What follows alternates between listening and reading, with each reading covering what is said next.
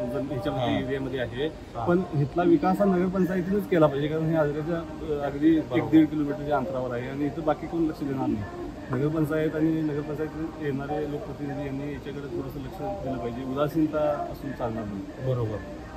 म्हणजे एकतर आजऱ्या कोकणचं प्रवेशद्वार म्हटलं जात आहे, पण येणाऱ्या नागरिकांना ज्या तुलनेत इथं डेव्हलपमेंट व्हायला पाहिजे त्या तुलनेत झालेली नाही, निश्चितच झालेली नाही. कारण लोक इथे येऊन जातात, पण सोयीसुविधा नसल्यामुळं आणि थोडंसं विकास नसल्यामुळं लोकांचा थोडासा फ्लो अजून कमी आहे. तो आणखीन वाढेल. इथं व्यवस्थितपणे मुलांना खेळण्यासाठी गार्डन किंवा बाकीच्या सुविधा आहेत, जसे कचडे वगैरे पडलेले आहेत, रंगरंगोटी, जीर्णोद्धार या गोष्टी झाल्या ना तर लोकांचा फ्लो वाढेल निश्चितच. आणि पर्यटनासाठी खूप अतिशय सुंदर असा तुम्ही बघितलं, यातनं काही इन्कम पण जनरेट होईल नगरपंचायतीला जनरेट होईल.